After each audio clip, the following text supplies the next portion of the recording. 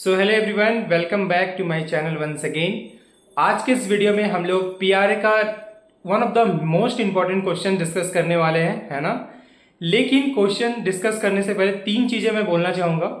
Number one, कि जिन लोगों को ये क्वेश्चन खुद से बनाने आता है तो आप लोग सिर्फ क्वेश्चन देखो और प्रैक्टिस खुद से कर लो, ठीक है। और जो लोग एकदम नूब हैं, जिन्हें इस तरह के क्वेश्चन को सॉल्व करना नहीं आता है, उनके लिए ये वीडियो है, क्योंकि इसमें मैंने बहुत ही अच्छे से वन बाय वन टाइम देके बहुत ही डीपली कवर किया है सब कुछ, इसलिए ये वीडियो थोड़ा लेंदी भी है ना। तो वो लोग जिन्हें कुछ भी नहीं आता है अच्छे से, वो लोग इस वीडियो को लास्ट तक देखना, तो आप लोग बहुत अच्छे से समझ पाओगे। नंबर थ्री, दैट इज कि आप लोग को बहुत ही ज़्यादा प्रैक्टिस करनी पड़ेगी इस तरह के क्वेश्चंस की, ठीक है।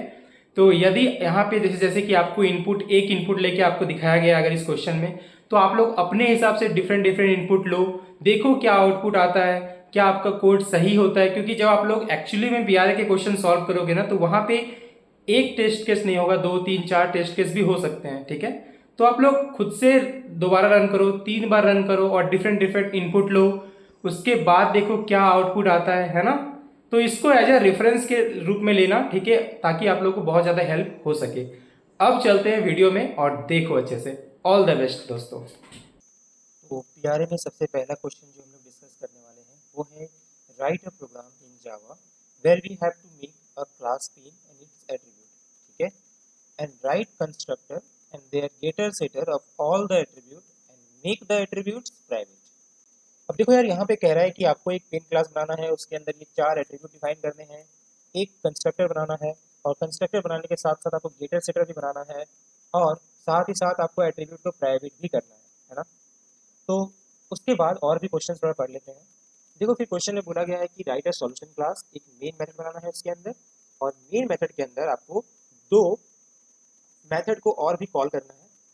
ये दोनों मेथड क्या करेगा वो भी नीचे लिखा गया है कि पहला मेथड जो है उसमें आपको एरे ऑब्जेक्ट पास करना है, और फिर लॉजिक जो है वो पुट करना है अपना हिसाब से, जिससे कि आपको वो ऑब्जेक्ट मिल जाए जिसका जो प्राइस है वो मैक्सिमम होगा, ठीक है।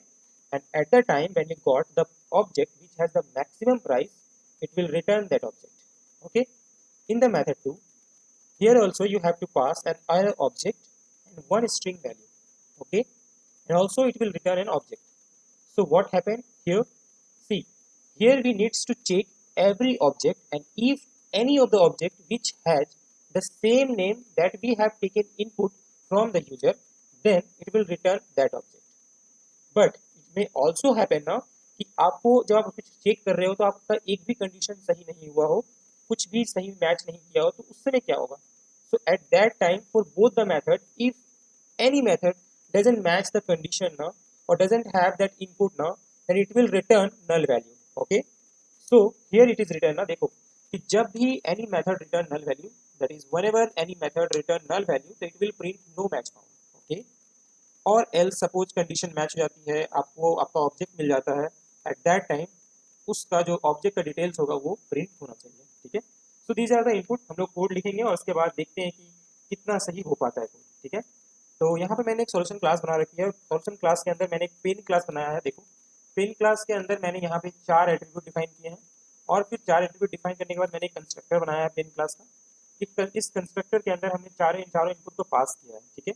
यहाँ तक मैंने करके रखा है, लेकिन यहाँ पे देखो एक चीज़ और मेंशन है कि write constructor with their getter setter and make all the attributes private, ठीक है। तो देखो, आप इसको ना सिंपली इग्नोर भी कर सकते हो। अगर आप अपने एट्रीब्यूट्स को प्राइवेट नहीं बनाते हो और गेटर सेटर का भी यूज नहीं करते हो, तो भी आपका कोड बहुत ही इजीली स्मूथली रन करेगा, प्रोवाइडेड आपने सिंटेक्स सही से लिखा है तो, ठीक है। ये बात आप लोग ध्यान में रखना यार। अगर आप गेटर सेटर बनाओगे और एट्रीब्यूट वगैरह लेने को प्राइवेट करने जाओगे तो आगे और भी बहुत लेंथी कोड होगा, ठीक है। इसीलिए अगर आपको प्राइवेट नहीं बनाना है, आप इग्नोर कर सकते हो, और गेटर सेटर भी अगर आप नहीं बनाओगे तो भी आपका कोड बहुत अच्छे से रन करेगा। लेकिन आपको पेन क्लास बनाना पड़ेगा, उसकी इन चारों एट्रीब्यूट को पहले डिक्लेयर करना पड़ेगा, और एक कंस्ट्रक्टर बनाना पड़ेगा, और कंस्ट्रक्टर में ये चारों इनपुट को पास करना पड़ेगा, ठीक है। तो यहाँ तक हम लोगों का हो गया। अगला देखते हैं, बोल रहा है कि right a solution class and ये मेन मेथड इनसाइड इट, ठीक है। एंड इनसाइड मेन मेथड आपको 2 मेथड क्रिएट करने हैं, और ये सब वैल्यूज इनपुट लेके पास करना है ना। तो सबसे पहले हम लोग सॉल्यूशन क्लास बनाएंगे, जो कि ऑलरेडी बना हुआ है सॉल्यूशन क्लास। याद रखना, जब भी आप सॉल्यूशन क्लास बनाओगे तो उसको पब्लिक बनाना, क्योंकि जावा की जिस भी क्लास के अंदर आप मेन मेथड बनाओगे that class will be public, ठीक है। तो क्योंकि बोला गया है कि सॉल्यूशन क्लास के अंदर आपको मेन मेथड बनाना है, तो मेन मेथड जिस भी क्लास में होगा उस क्लास को हम लोग बनाएंगे पब्लिक।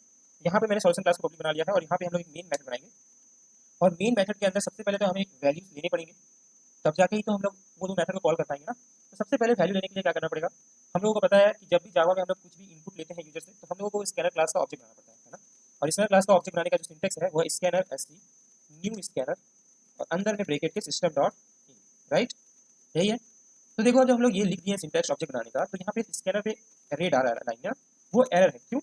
क्योंकि स्कैनर एक क्लास है, प्री डिफाइंड क्लास है, तो हम लोगों को इंपोर्ट करना पड़ेगा वो फाइल जिसके अंदर की स्कैनर क्लास होगा।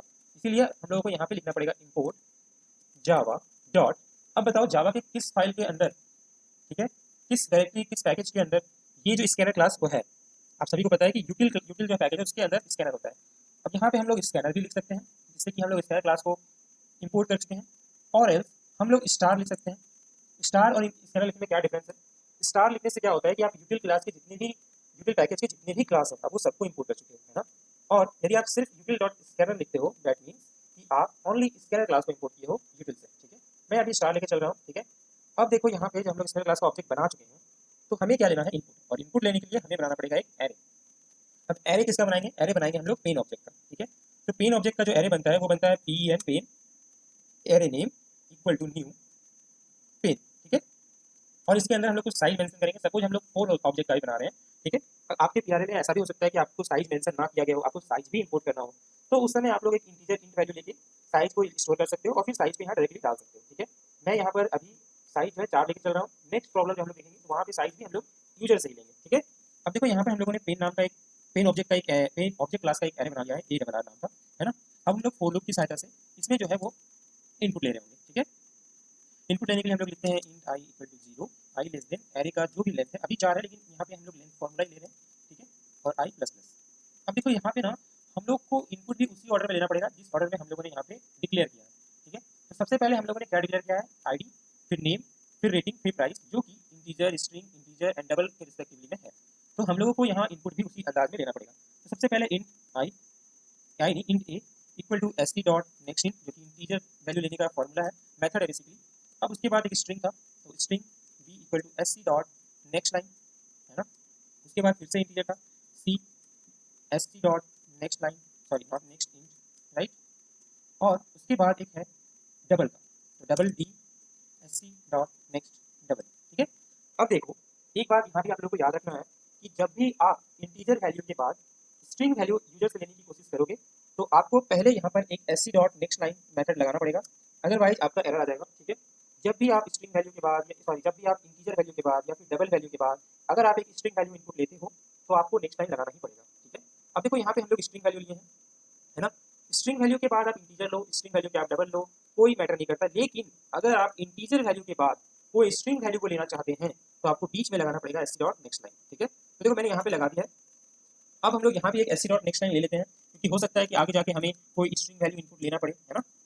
अब देखो जबकि हम लोगों ने यूजर से वैल्यू ले ली है, तो अब हमें क्या करना पड़ेगा, हमें अब पास करना पड़ेगा एक एक करके एरे के ऑब्जेक्ट में।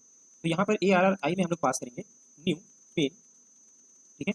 और जो जो इनपुट हम लोग लिए हैं, जैसे कि इंटीजर वैल्यू ए में है, फिर स्ट्रिंग वैल्यू बी में है, फिर सी में इंटीजर वैल्यू है, फिर डी में डबल वैल्यू है, ठीक है। यहाँ पर क्या हुआ कि अब जो भी एरे का लेंथ है, सपोज एरे का लेंथ यहाँ पे 4 है, तो ये फॉर लूप 4 बार चलेगा। 4 बार वैल्यूज यूजर को इनपुट करना पड़ेगा ए में, बी में, सी में, डी में, और वो चारों वैल्यूज जो है एरे के डिफरेंट डिफरेंट इंडेक्स के एलिमेंट पे जाके स्टोर हो जाएंगे न्यू पेन की सहायता से, है ना। अब हमें क्या करना है, अब हमें दोनों मेथड को कॉल करना है। तो हम लोग फॉर लूप के बाहर जाएंगे, और एक मेथड देखो यहाँ पे क्या था, सबसे पहला मेथड था कि find details with maximum price, और दूसरा जो मेथड था वो था फाइंड डिटेल्स विद नेम। तो सबसे पहले find details with maximum price को देखते हैं। हम लोग देखो यहाँ पे लिख सकते हैं फाइंड डिटेल्स विद मैक्स, ठीक है। अब यहाँ पे हम लोग को क्या करना है, एरे पास करना है। एरे पास करके हो गया। अब देखो ये जो मेथड है ना, ये कॉल हो गया, ठीक है। दूसरा मेथड जो था वो था फाइंड डिटेल्स विद नेम, ठीक है। यहाँ पे हम लोग को पास करना था एक एरे। देखो क्या लिखा हुआ है, यहाँ लिखा हुआ है ना कि सेकंड मेथड में आपको पास करना है एरे ऑब्जेक्ट और एक स्ट्रिंग वैल्यू इनपुट, ठीक है। तो यहाँ पे जब हम लोग पास करेंगे, एरे तो पास कर दिए, और एक स्ट्रिंग वैल्यू इनपुट, तो वो तो हमारे पास है ही नहीं अब ना। तो उसके लिए हम लोगों को फॉर लूप के बाहर एक स्ट्रिंग वैल्यू लेना पड़ेगा। देखा मैंने बताया था ना यहाँ पे डबल के बाद आपको एक एस डॉट नेक्स्ट लाइन लगा दो, क्योंकि हो सकता है बाद में आपको स्ट्रिंग वैल्यू इनपुट लेना पड़े। तो इसीलिए यहाँ पे हम लोग फिर से एक स्ट्रिंग वैल्यू लेंगे। तो हम लोग एक स्ट्रिंग लेंगे, string S T R equal to st dot next line, ठीक है। अब ये जो स्ट्रिंग वैल्यू हम लोग लिए str वो यहाँ पे हम लोग पास कर देंगे, ठीक है। देन अब देखो यहाँ पे क्या बोल रहा है, first method that put the logic, आपको लॉजिक पुट करना है और रिटर्न करना है दैट ऑब्जेक्ट। तो अब जब कोई मेथड ऑब्जेक्ट रिटर्न करेगा तो वो ऑब्जेक्ट का ही नहीं रिटर्न करेगा ना, same in the method to यहाँ भी आपको रिटर्न करना है ऑब्जेक्ट। तो हम लोग कोड में आएंगे और कोड में आने के बाद हम लोग देखेंगे ये जो दो मेथड है इसको जो रिटर्न वैल्यू वो भी ऑब्जेक्ट टाइप का ही होना चाहिए। ऑब्जेक्ट हमारा क्या है, पेन, पेन obj1 मानते हैं हम लोग, सपोज obj1 ऑब्जेक्ट 1, ठीक है। और एक और यहाँ पे ऑब्जेक्ट बनाएंगे पेन, पेन जो है ऑब्जेक्ट है उस क्लास का एक ऑब्जेक्ट बनाएंगे दो, तो दो ऑब्जेक्ट यहाँ पे बन चुका है obj1 एंड obj2, दोनों ऑब्जेक्ट को हम लोग कॉल भी कर चुके हैं, है ना। अब जो है लॉजिक लिखना है, लेकिन लॉजिक लिखने के पहले एक बार और टेक्स्ट में जाते हैं। देखो टेक्स्ट में लिखा गया है कि यदि एनी मेथड, कोई भी मेथड यदि मैच नहीं करता है तो वो नल रिटर्न करना चाहिए, ठीक है। और जब भी कोई भी रिटर्न करेगा नल तो वो प्रिंट करना चाहिए नो मैच फाउंड, ठीक है। तो इन द कोड सपोज कि मेरा दोनों ऑब्जेक्ट अगर नल रिटर्न किया तो क्या होगा, तो हम लोग यहाँ पहले ही कोड लिख लेते हैं कि यदि obj1 इक्वल टू नल हो गया तो हम लोग प्रिंट करेंगे नो मैच फाउंड, राइट। लेकिन अगर नहीं हुआ, अगर ऐसा हुआ कि कोई ऑब्जेक्ट मैच कर गया, एट दैट टाइम हम लोग क्या करेंगे। तो अपन देख पा रहे हैं कि अगर ऑब्जेक्ट मैच कर जाता है तो हमें प्रिंट करना पड़ेगा all the details of that object, right. तो चलते हैं कोड में फिर से।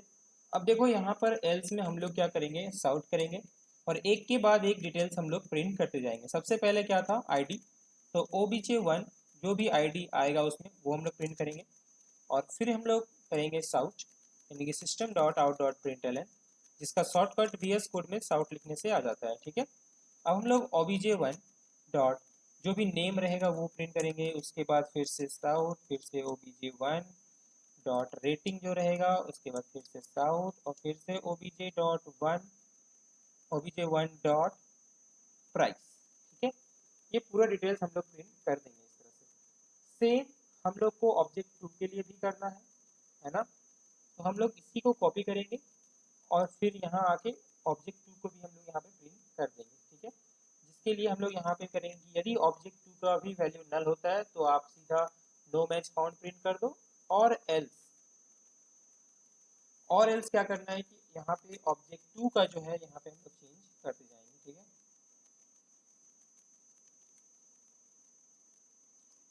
उसके बाद हम लोग का बस बच जाएगा लॉजिक लिखना, ठीक है। अब लॉजिक लिखने के लिए ये दोनों मेथड का जो है वो लॉजिक लिखना पड़ेगा और उसके लिए हम लोग को मेन मेथड को छोड़ना पड़ेगा। ये जो ब्रेसिस है वो मेन मेथड का एग्जिट ब्रेसिस है मे बी, देखो हाँ। तो अब मेन मेथड के बाहर हम लोग को दोनों मेथड को कॉल करना है। तो कॉल हो चुका है, दोनों मेथड को हम लोग को अब लिखना है। लिखने के लिए हम लोग क्या करेंगे, सबसे पहले पब्लिक स्टैटिक मेथड होगा वो, और रिटर्न क्या करेगा ऑब्जेक्ट, तो हम लोग ऑब्जेक्ट लिखेंगे पेन और उसके बाद पेन क्लास का ऑब्जेक्ट फिर रिटर्न करेगा वो, है ना। और फिर जो नाम रहेगा वो, तो नाम के लिए क्या होगा, जो हम लोग लिखे थे फाइंड डिटेल्स, कॉल करेंगे हम लोग फाइंड ही था ना, हाँ। तो ये कॉपी कर लेते हैं यहीं से, फाइंड डिटेल्स, जो भी यहाँ पे फाइंड डिटेल्स में आएगा हम लोग लिख देते हैं और फिर इसके अंदर हम लोग पास करेंगे एरे, लेकिन ऐसे नहीं लिखना होगा, एरे पास करने के लिए हम लोग लिखना होगा पेन क्लास का एरे, और इसके अंदर हम लोग लॉजिक लिखेंगे, ठीक है। एक और मेथड था, वो था पब्लिक स्टैटिक, और वो था आपका find details with name, right. और इसके अंदर हम लोग को पास करना था सबसे पहले पेन क्लास जो है उसका एरे ऑब्जेक्ट, और उसके बाद जो हम लोगों ने स्ट्रिंग लिया था str, ठीक है। ये दोनों का लॉजिक लिखना पड़ेगा। सबसे पहले यहाँ पे आते हैं जिसमें कि हमको मैक्सिमम फाइंड करना है।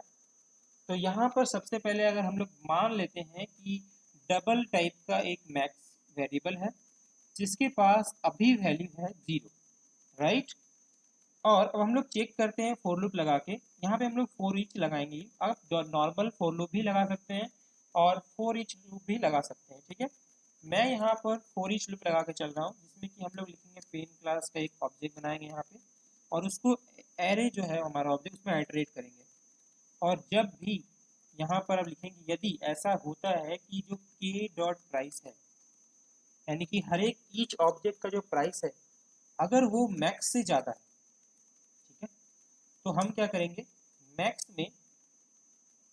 मैक्स में स्टोर कर देंगे हम लोग के डॉट प्राइस को।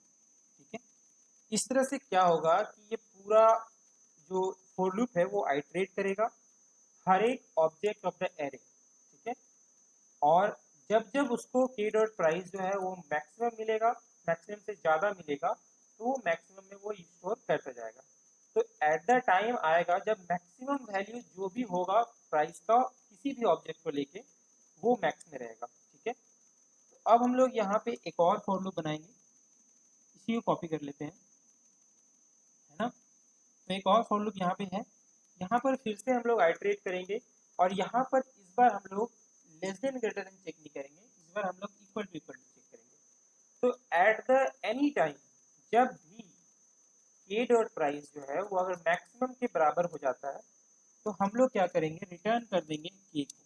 ठीक है, लेकिन अब एक बात बताओ, सपोज ऐसा हुआ कि हमारे पास कोई एलिमेंट है ही नहीं, तो फॉर लूप तो कभी भी रन तो करेगा लेकिन कभी भी वो अंदर का सिचुएशन तो एग्जीक्यूट ही नहीं होगा ना, तो रिटर्न तो के होगा नहीं। तो एट दैट टाइम क्या रिटर्न होगा, नल। उसके लिए हम लोग को फॉर लूप के बाहर जाना पड़ेगा और हम लोग को यहाँ पे लिखना पड़ेगा नल। ठीक है, अब देखो यहाँ पे second method that is find details with name. तो यहाँ पर भी आते हैं, यहाँ पर भी हम लोग एक फॉर लूप भी बनाएंगे और यहाँ भी हम लोग फॉर ईच लूप भी बनाएंगे। अब देखो यहाँ पे हम लोग लिखते हैं सबसे पहले पेन के और ARR, और फिर यहाँ पे हम लोग एक इफ ब्लॉक लगाएंगे। इफ ब्लॉक के अंदर हम लोग लिखेंगे कि के का जो भी नाम है अगर वो इक्वल्स टू है, इक्वल्स भी लिख सकते हो लेकिन हम लोग यहाँ लिखेंगे इक्वल्स इग्नोर केस, ताकि वो अगर कैपिटल और स्मॉल लेटर का कुछ झंझट हो तो वो भी हट जाए। ठीक है, और यहाँ पर हम लोग लिखेंगे जो हम लोग का वैल्यू यहाँ लिए हैं str। ठीक है,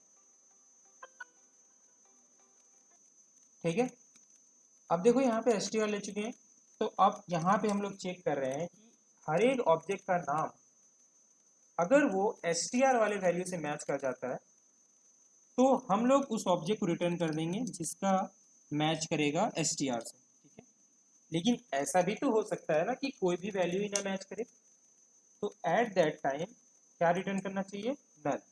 तो हम लोग फॉर लूप के बाहर जाएंगे और नल रिटर्न कर देंगे। ठीक है, अब बताओ यहाँ पे अभी भी एरर आ रहा है, क्यों, क्योंकि रिटर्न टाइप हम लोगों ने नहीं लिखा है। तो रिटर्न टाइप क्या होगा, पेन क्लास का ऑब्जेक्ट ही होगा, वही रिटर्न होगा ना।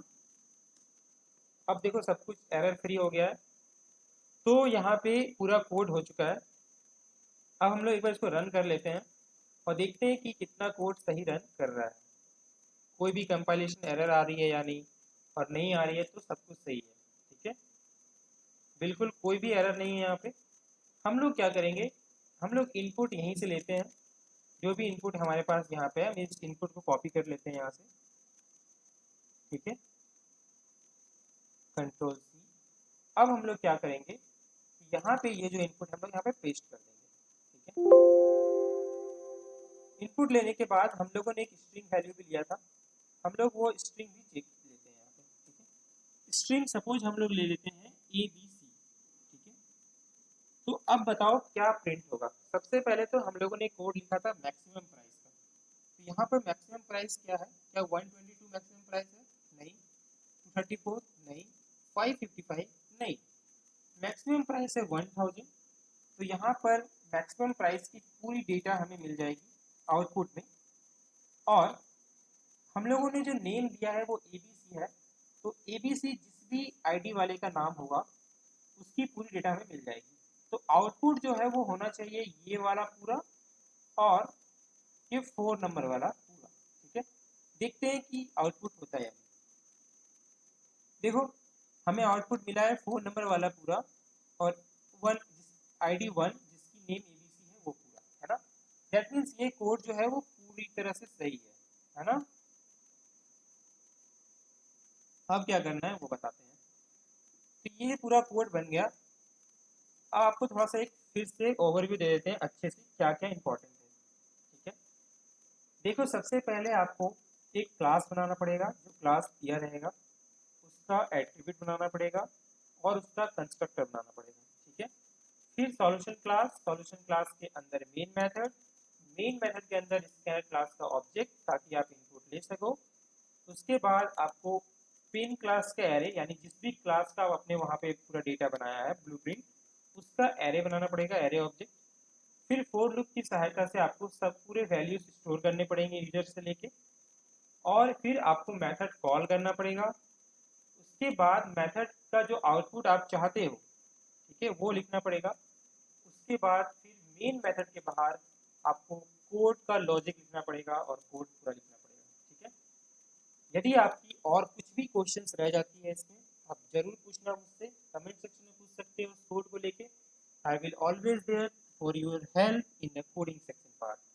Till then, thank you everyone, subscribe the channel, bye bye.